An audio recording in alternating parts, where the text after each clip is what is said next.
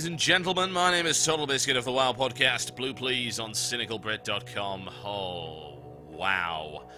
Never has there ever been a day where beta is a more apt term. Everything has been totally broken. Try this, 20 disconnects from various group members in under half an hour while trying to film Heroic Throne of Tides. It's not happening.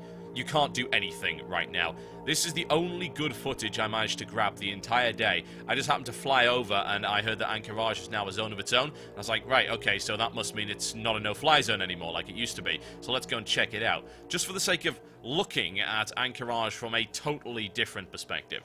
Now, some of you may be concerned that Ahn'Qiraj is turning into something like, say, Zul'Gurub, which is now a questing area as opposed to an instance. That is not the case. Both instance portals, as you will see, are still there. You can just now fly over the area in general. Obviously, that means you'll be able to see all of Ahn'Qiraj 20 and the outside bits of AQ40, which consists of the throne area where the Prophet Skerem was chilling out, and the entrance to the larger temple area. Bear in mind, of course, if you've never done AQ40 before, which might be a considerable portion of my viewer base, sadly, then almost all of AQ40 is underground. Only the first boss is done outside, and then you go into the temple, which you can see right here, and that's where Cthulhu is. You keep going down and down and down, and the evil, nasty, awful Cthulhu room is preceded by some of the most hellish and unbelievably difficult trash you would ever have the misfortune to come across. So much so, in fact, that a certain guild decided that it would be good to exploit their way through it by using the WoW equivalent of a wall hack. Except they couldn't just see through the wall. They could walk through the wall. Not so great. That got them banned. But that is the extremes people were willing to go to in order to avoid Cthulhu trash. And it keeps its position as something of a legend in WoW raiding lore. We're flying over parts of AQ20 right here. That was a Burrow's old place, and they are supposed to be making AQ20 into a 10-man. That does not mean they are tuning it for level 85. They are just tuning it down so that you can get a 10-man group to go get the achievement, which seems to me to be a complete waste of time. I don't approve of them remaking it either, I might add. But at least if they're going to make it a 10-man, why not just bump up the level of the loot and things like that?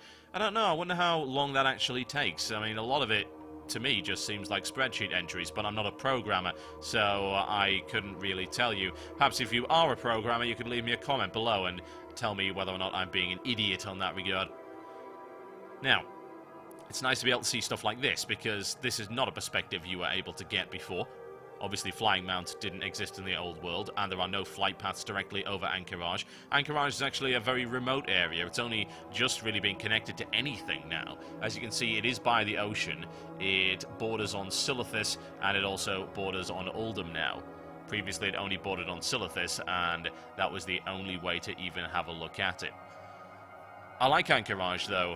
Not only because I've got some great memories of it, because it was two fantastically well done instances, but the actual architecture is not really seen elsewhere in the world, and the lore of the Qiraji, who were actually force-fed during the preceding events. There was a whole big build-up to Ahn'Qiraj, and the fact that it was the biggest instance they'd ever done, and they were releasing two at once, and it was a huge deal, and you had to unlock it and everything like that. So we got force-fed a lot of lore on this, and the Qiraji lore is actually kind of neat. Might be worth looking up. I'd suggest you head over to WoW Wiki to have a little bit of a read of it.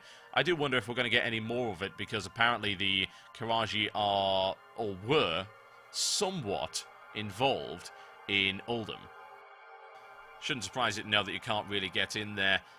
That is the entrance to the actual temple itself, where you would find Battle Guards, Sartura, and all of the other stuff. We've flown over empty instances before. We flew over the lost city of the Tol'vir recently.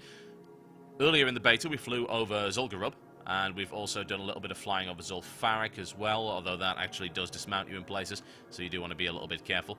But the ability to fly over open-air dungeons is neat, but it is a little bit disconcerting, because it doesn't show you anything. It shows you the layout, but there's nothing there. And, I don't know, that actually does, for me, have some immersion-breaking qualities. It's not major, by any stretch, but it always reminds me, the concept of instances is so weird, isn't it? It doesn't really make a lot of sense. It's a very gamey concept. I mean, I could spend an entire video talking about gamey concepts. For instance, if we were to look at the Lisa Nova video I did for the StarCraft 2 stuff, a lot of people said a lot of very dumb things on that, but one comment I will make, and I don't really want to go into it too much right now, is that gamey concepts to non-gamers are alien. Stuff that we take for granted and we can just accept, non-gamers can't, because actually, if you applied that to any other scenario, it just wouldn't make any sense. At all. They don't understand game design philosophy, they don't understand game mechanics in the way that we do, and they shouldn't be expected to either, because again, a lot of those mechanics and a lot of those systems are incredibly contrived. Instance portals are a prime example of that. They are really contrived, they don't make any sense, they are there only for the purpose of practicality, and because we knew exactly what happened back in the original EverQuest when there were no instance portals. Oh yeah. Enjoy that, the equivalent of everything being a world boss. Oh, Lord. That was some competition for kills, I'll tell you that. But this does bring back memories, no doubt about that. AQ40 was probably the instance that I spent the most time in.